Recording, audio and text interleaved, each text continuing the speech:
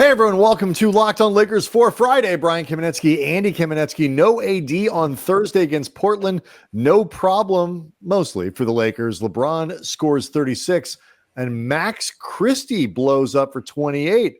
Has the young man officially arrived? That's next.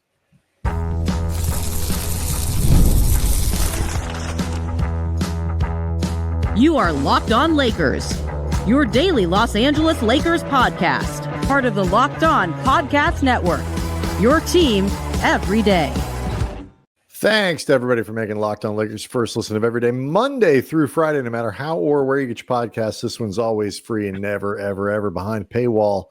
Of course, that's Locked On Lakers on YouTube. Lots of people watching now, almost 27,000 subscribers to the channel. Andy, all of whom are pleased, I think, with the end result, at the very least, of a 114-106 win over the Portland Trailblazers at the Crypt on Thursday night. No Anthony Davis, but the Lakers used big nights from LeBron James and Max Christie to win this one. We'll unpack all of it here in a second. Do want to remind people of today's episode brought to you by FanDuel. The NFL playoffs almost here. Go Rams. But it's not too late. Get in on the regular season action with FanDuel, because right now new customers can finish the season strong. $250 in bonus bets if your first $5 bet wins. Visit FanDuel.com to get started. So,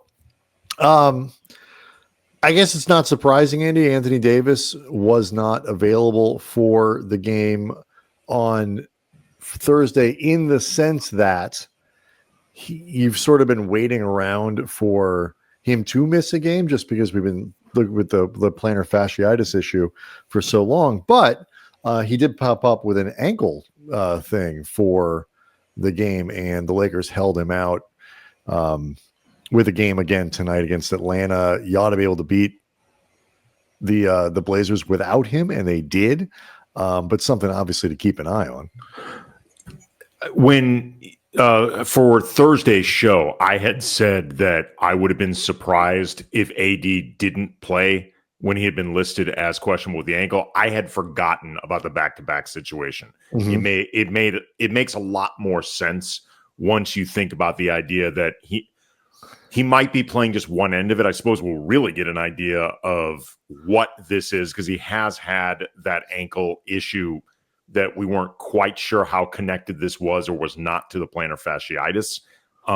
That has been a thing over the last couple of weeks. So I guess his availability tonight will really give an indication of how much this is or is not a thing. Gabe Vincent also did not play in tonight's game, still dealing with the after effects of that illegal screen by Domantas Sabonis. I also just want to say off the top that if you're not feeling great as a Laker fan about an 8-point win over these Blazers that I cannot figure out how they won 11 games, Dorian Finney-Smith got called for a foul on a 3-point shot by Anthony Simons, where the replay, this was reviewed, showed Finney-Smith getting two-handed shoved into Simons. Somehow the call stood, but thankfully, because these refs were on it, they didn't call a flagrant on DFS. Simons ended up hitting all three of those free throws. Then Rui got called for a goaltend on a Scoot Henderson layup that clearly the ball was on the way up. Rui did not pin this block. They reviewed it and still called it a goaltend. Like, this was the most shameful use of review I have seen in a long time. Like, this is the type of 114 in Andy's mind. The final score was 114-101, which looks better. Really, there's no question. I'm not joking. It really should be a 13-point win. I get it. I understand what you're saying. Either way, it is, the Lakers without Anthony Davis, obviously down Gabe Vincent, still integrating two new players into the rotation and getting used to not having your primary bench scorer in D'Angelo Russell. I personally am still in the expecting some kinks in the offense stage of this whole thing. That said, and we may or may not with D'Lo. He was. Hey, now. Sounds like a Cinemax After Dark movie. If he's looking for something to do after his career, kinky with D'Lo is certainly an option. No judgment. A lot of randiness this week on Locked on Lakers. Really has been. We talked about Felix's Frankfurter. Just a lot going on. That said, the offense really gets gummy at important times of the game, which is something to look and needs to be fixed down the road as they face better teams. We'll talk about it, this critical January period they're in. Just generally speaking, when teams turn up the heat in the fourth quarter, the Lakers need to be able to respond better than they did through a lot of this game, and as they have for much of the last month or so. But anyway, no AD. You need starts with LeBron, and LeBron was great offensively. The shot that was very worrisome, the jump shot that we were all concerned about, Andy, not a problem on Thursday. LeBron hit 7 of 10 from 3. And it was interesting to hear after the game, JJ Redick talked about wanting James to be more aggressive, shooting the 3, not just going to the basket and all that other kind of stuff. Well, he's made it clear he wants somebody on this team to take and make more threes. That has been an edict of JJ Redick's all season thus far. It has not been an edict that has been collectively, I guess, accepted and acted upon by the Lakers. Tonight, it certainly was. They took 43 as a team, made 35%. The percentage was also bumped up. We'll get into Max Christie. He was 5 of 9. The rest of the group was certainly tailing behind them. Austin Reaves, 2 of 9. Rui missed all 4 of his triples. And side note, seems to be hearing the rumors that DFS could be taking his spot. No, it's something, but he is in a bit of a something's slump going here. on, because ever since DFS joined this team, Rui's been terrible. He really has been. At this point, you might as well actually just flip them in the lineup, because you could end up getting a better version of Rui. He hasn't hit a shot since the game on a week ago Saturday against Sacramento. DFS was 1 of 4. Shake Milton 0 of 3. Dalton Connect 0 of 3. So it was really Max and LeBron doing the lion's share of 3-point shooting in this game. Yeah, I should say he hasn't hit a 3-point shot. He really does have a bucket in that time. And it is always fun to see LeBron do LeBron stuff. And all of that said, a 38-8 night from LeBron is kind of normal. I mean, and so that's sort of the baseline of what you need on a night where AD isn't playing. And particularly on a night where Reaves, while he had 11 assists, which is definitely what the Lakers are looking for, struggled from the floor, 5 of 15. They needed other guys to step up. And the Lakers got some contributions from the center position, which we could talk about a little bit. And different players popping in and doing stuff. But the main source of offense to go along with LeBron came with Max Christie, who for the second time in 10 days or so set a career high. He had 28 points and was impactful on both sides of the ball. Christie has quietly, Andy, started piling up a lot of double-digit performances over the last couple of weeks. And I asked the question in the cold open whether or not he has kind of arrived, as in sports terminology. So we'll get to that next. Locked on Lakers is brought to you by FanDuel. The NFL playoffs, they're almost here. The Rams are going to be a part of it, so make sure you're listening to Locked on Rams to get prepared for that, co-hosted by our buddy Travis Rogers. It's not too late, though, to get in on the regular season action one more week with FanDuel, America's #1 sportsbook. Right now, new customers can finish the season strong with $250 in bonus bets if you win your first $5 bet. So just pick something super obvious, and then you get your $250 in bonus bets if you win. FanDuel has a lot of different ways to pick up the W. It's not just betting on who will win a game, but FanDuel offers options like which players will score a touchdown, how many points each team will score, and all down the line. So visit FanDuel.com to join today. FanDuel.com for your chance at $250 in bonus bets. Make every moment more with FanDuel, an official sportsbook partner of the NFL. Quick reminder to check out the postcast of Dave Palais after every game. You can get some instant reaction to what the Lakers do on the floor. And of course, if you sign up for the Locked On Lakers newsletter, it is free, it is daily, and it appears right in your inbox. Go to lockedondaily.com, click on Locked On Lakers. It'd be really, we appreciate it if you do that kind of thing. It's helpful to us. Speaking of which, things we appreciate, by the way, too, because we don't explicitly say this enough. In addition to subscribing to Locked On Lakers on YouTube and on audio, both of which is helpful for us, leave 5-star reviews on iTunes. It helps with the algorithms.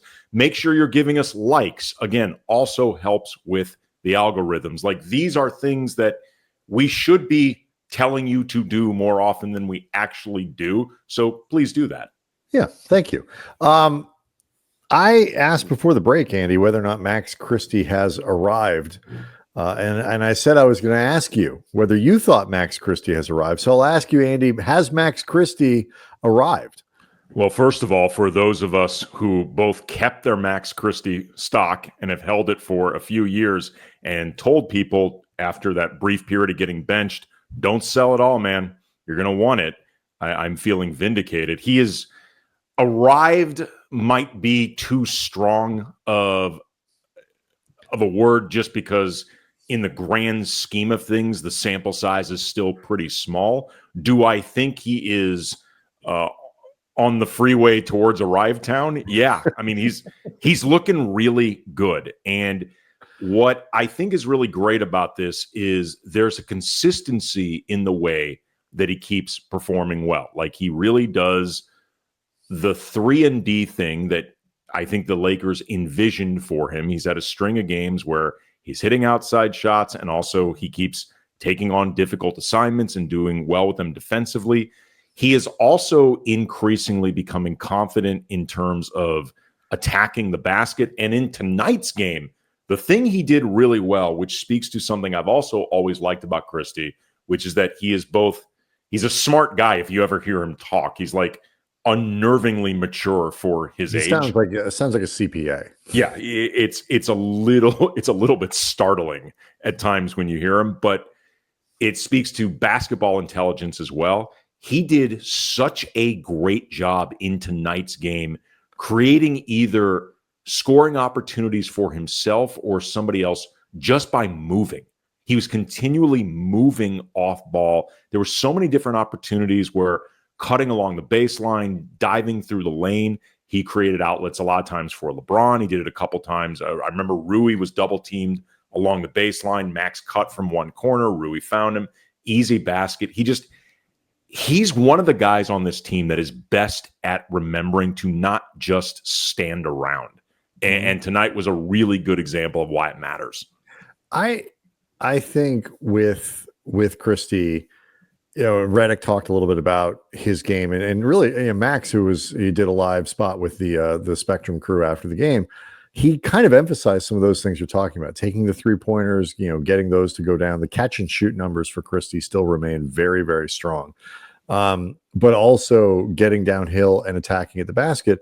5 free throws on Thursday. He's missed 2 free throws in his last 10 games. I mean, so when he gets there, he makes these an excellent free throw shooter. 80, a little over 87% on the season.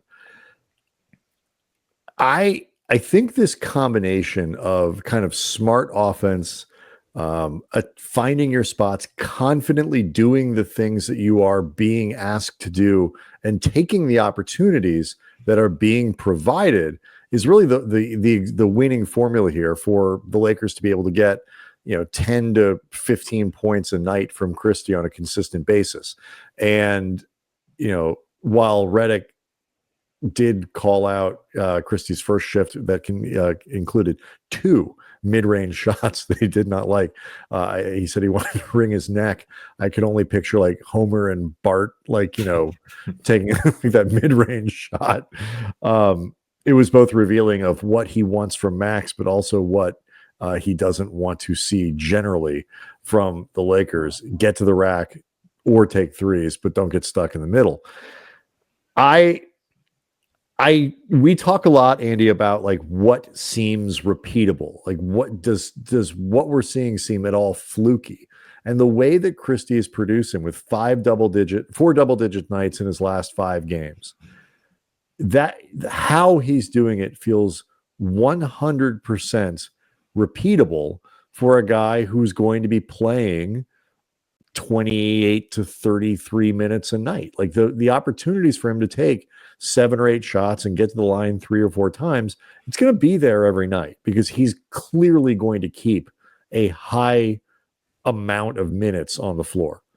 He talked about how during that period where he was benched, he regrouped, he watched a lot of film. I think he paid attention. And again, he's a hard worker, but he's also just a very conscientious guy.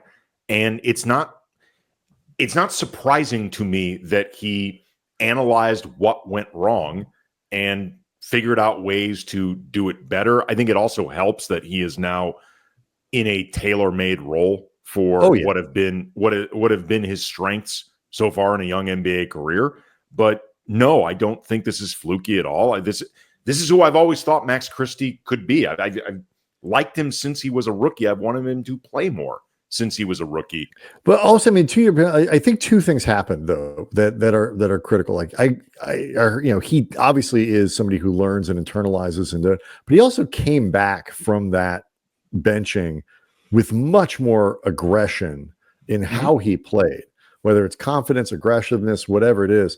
Like that thoughtfulness for Christie, I think sometimes would lead to a little bit of passivity in the sense that, he's not that he's not trying hard, but that he's not asserting himself because he feels like I'm supposed to be doing this or deferring to LeBron, deferring to AD, whoever it might be. I don't think he's doing that anymore. I think he came back on the floor and said, I'm going to get mine. I'm going to understand what mine looks like. Right. I'm going to stay in my lane, but I'm going to do the things that are in my lane because before he wasn't. And I think that mental switch in how he's played has been a huge part of why he is playing differently. And then, like you say, the consistency of minutes for a guy who we both would like to point out to people, has played very little NBA basketball. And like the minutes he's getting now are critical for that. Speaking also, too, of guys who went through a period of not playing, wanted to give a quick shout out to both Jackson Hayes and Christian Koloko. Hayes was active for the last game against Cleveland, but ended up not playing at all. Christian Koloko wasn't even dressed for it. And both of them were pressed into action with no AD and Portland being a pretty big team. And they both played very well. Jackson Hayes, 18 minutes, 4 points, 6 rebounds, 2 on the offensive glass, a steal, and a block.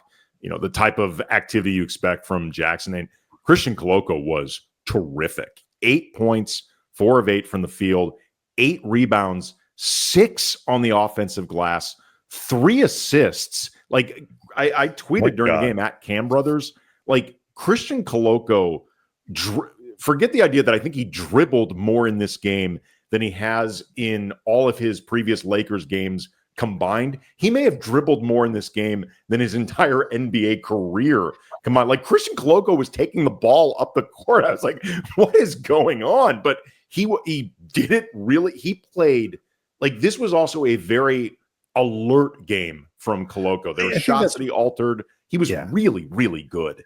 You talk about you noted it with Christie, like the movement and the activity. I mean, that's when you're going to use your center minutes on Jackson Hayes and Christian Koloko, you're hoping maybe you can get 10 points out of the two, and they certainly exceeded that on Thursday.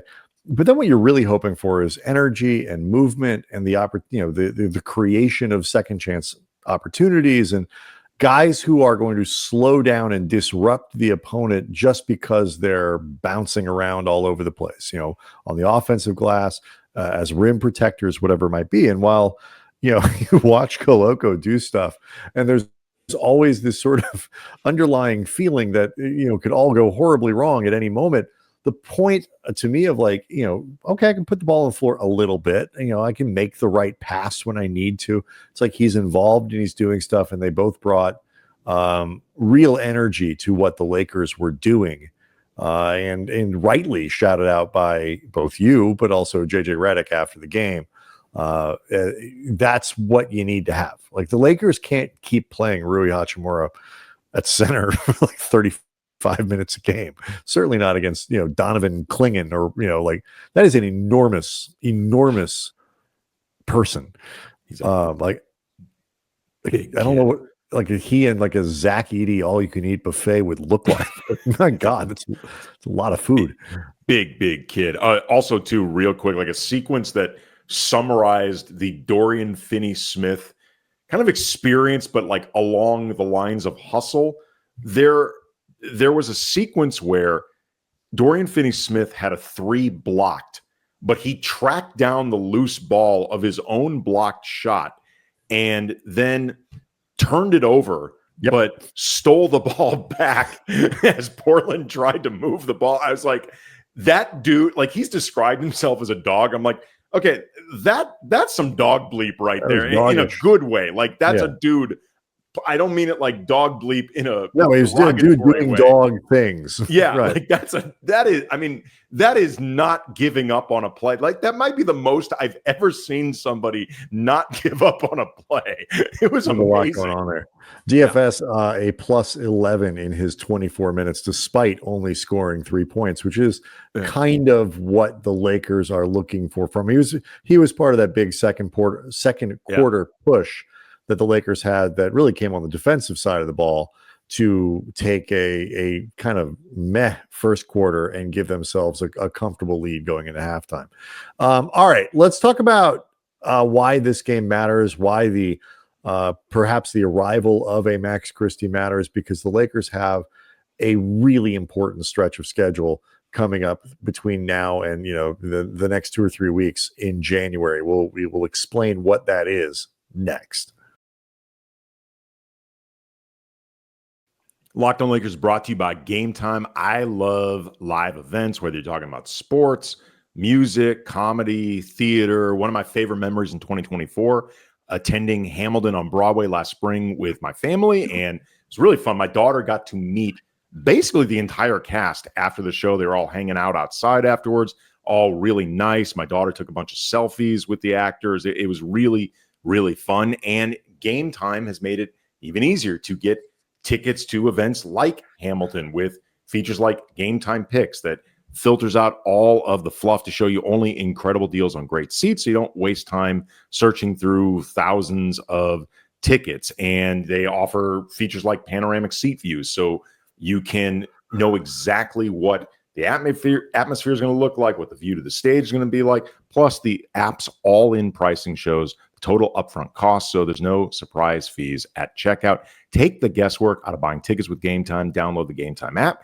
create an account, and use the code LOCKEDONNBA for $20 off your first purchase. Terms apply. Again, create an account and redeem the code LOCKEDONNBA for $20 off. Download GameTime today. What time is it? Game time. So here's what the Lakers got upcoming, Andy. I'm just going to read the teams first. Tonight, Atlanta. Sunday, Houston. Then they go to Dallas. They call that the Texas two-step. Charlotte, 2 games against San Antonio, a game against Miami, then Brooklyn, then the Clippers, Washington, and Boston. Then they go out on the road at the end of January for that, what is it, 6-game trip, I believe it is. Although one of those games, again, against the Clippers, so that makes a difference. But anyway, 2 reasons this is significant. First of all, the Hawks are kind of a mid-ish team. You have Dallas without Luka. You've got Charlotte. They kind of suck.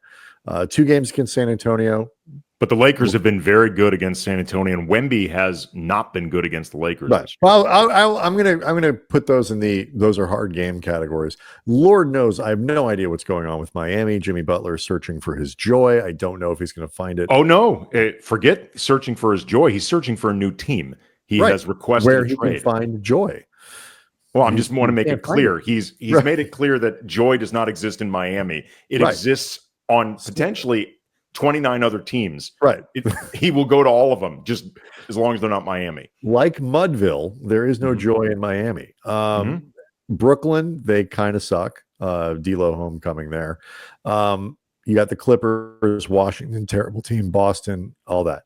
So it's significant both because there are a lot of winnable games on that schedule, but most significant because aside from the Houston and Dallas games, they do not leave Los Angeles between now and the start of that road trip in San Francisco on the 25th.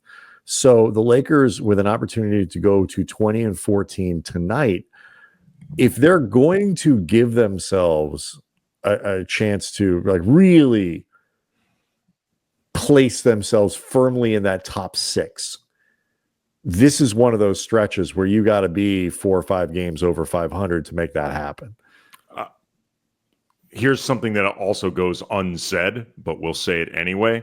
With a pretty soft January schedule, what that means is February and beyond, much more difficult. And I know we went through this before the season began when the schedule was released, and we laid out different pockets of opportunity like this one and places that are going to be rough.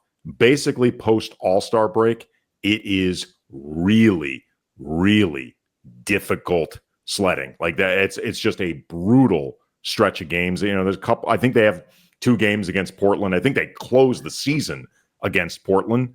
But for the most part, it is playoff caliber teams, and they really need to make sure that they make the most of this opportunity in January to bank some wins and create a cushion, because it could get much, much more difficult. You want that reservoir of wins. You close, well, I'm just going to go from March 29th to the end of the season. Memphis, Houston, Golden State, New Orleans, Oklahoma City twice in Oklahoma City, Dallas on the road, Houston, and then Portland. So, you know, New Orleans probably by then, you know, who knows what they're doing.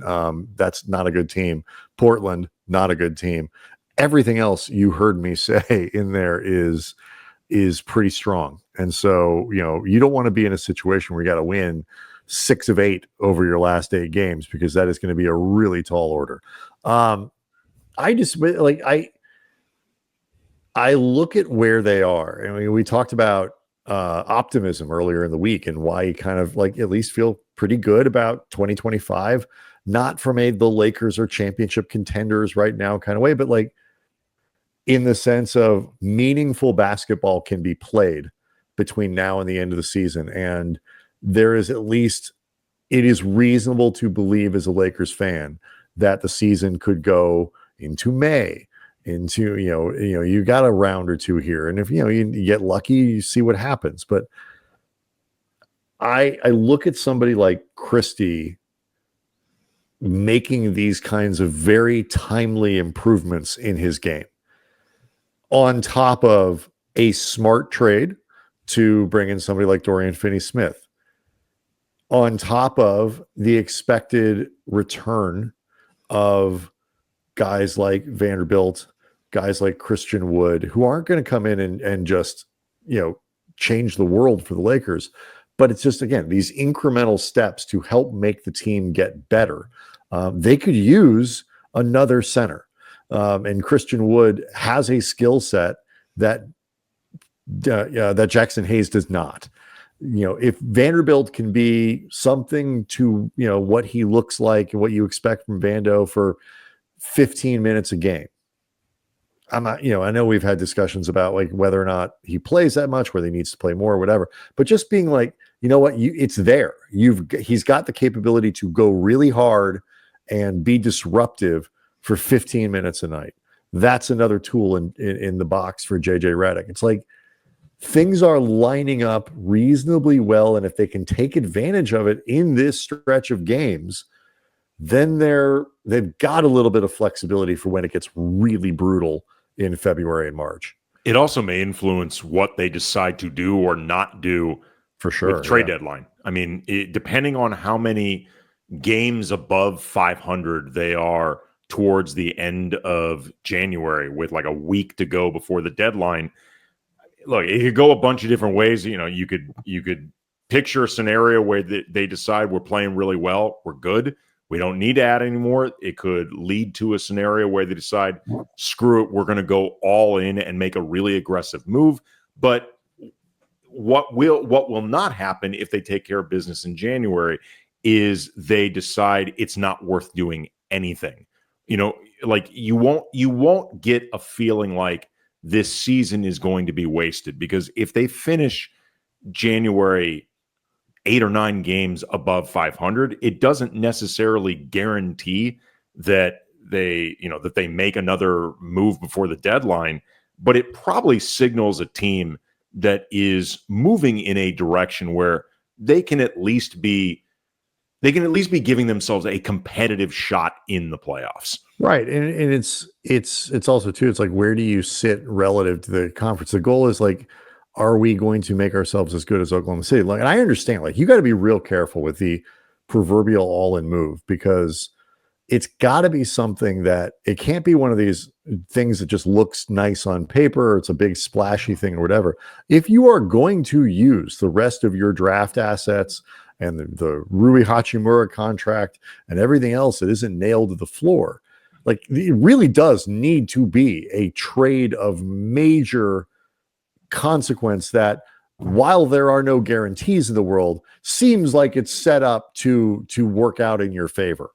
Like, that's got to be the thing, because this is your last real opportunity to do something bold in the sort of LeBron AD era for the time being. But that said, it's like, there might be some stuff in the middle that can make you a better team that doesn't necessarily mortgage the future, but doesn't get